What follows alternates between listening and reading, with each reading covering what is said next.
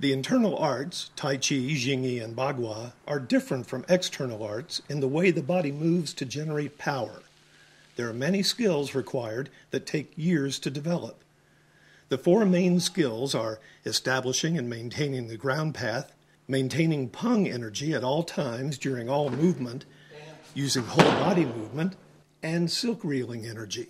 Unfortunately, too many people misinterpret these skills and believe there's something mystical about them, but it's all physical. If you're not using these skills in your movement, you're not doing Tai Chi or Hsing-I or Bagua.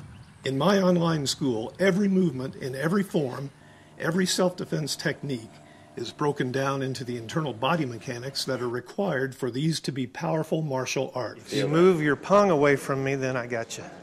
In this sample lesson, let's look at the ground path and some of the things you need to know. Ground strength is something you must maintain, even when you walk. In the online school and on the Internal Strength DVD, there are 25 ground path exercises. For this lesson, we'll look at a couple of those to give you an idea if you're learning the skills you need for high-quality internal arts. If you stand with your feet apart, about shoulder width, now, these are exercises you can do with your partner.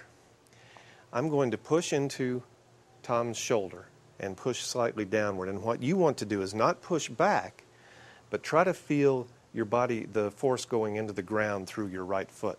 Okay. I'm pushing on his left shoulder. Now, don't collapse.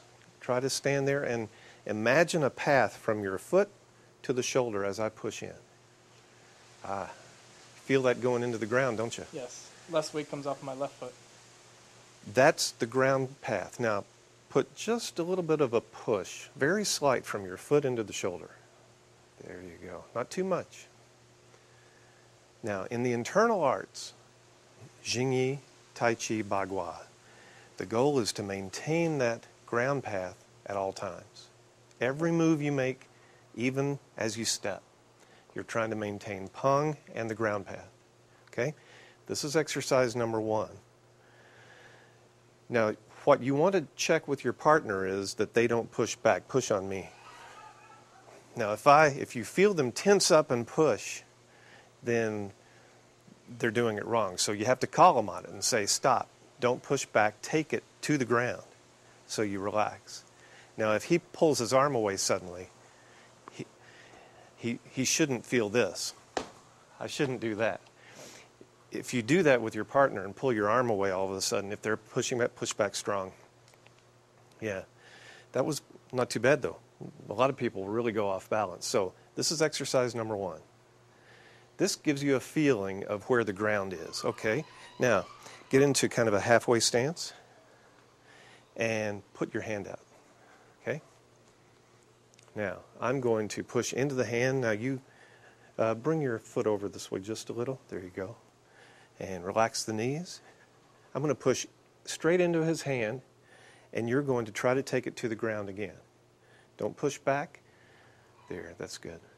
Now you can feel that ground path. Now if you push just slightly from your back foot into your hand, very slight, no, a little slighter. There. Now you can maintain a relaxed state, but still maintain that strength.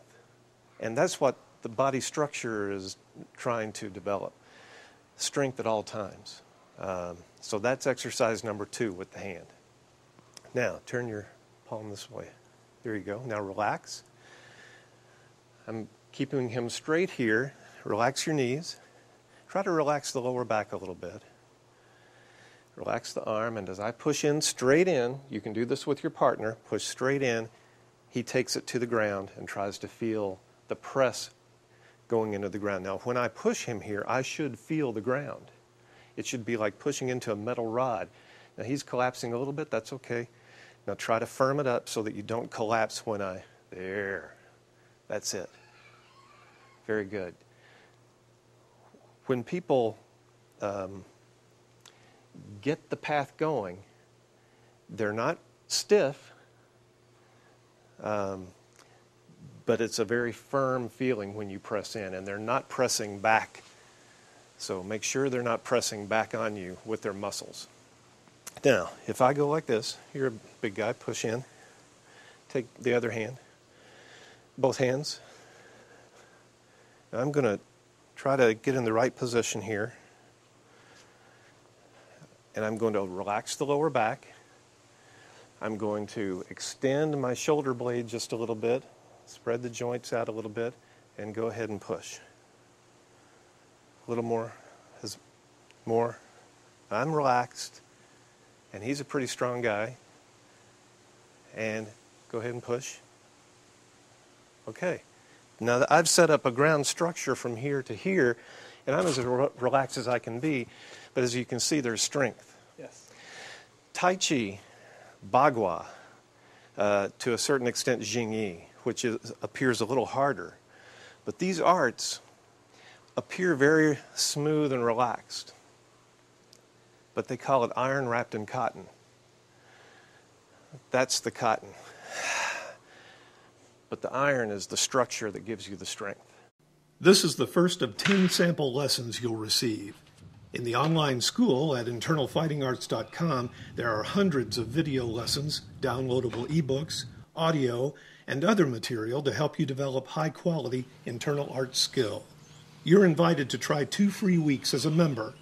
You can quit at any time, and after the first month of membership, if you don't like the lessons, you can get a no-hassle, courteous refund. In our next free lesson, we'll look at Peng Energy, something you must maintain at all times in the internal arts. I'm Ken Gullette.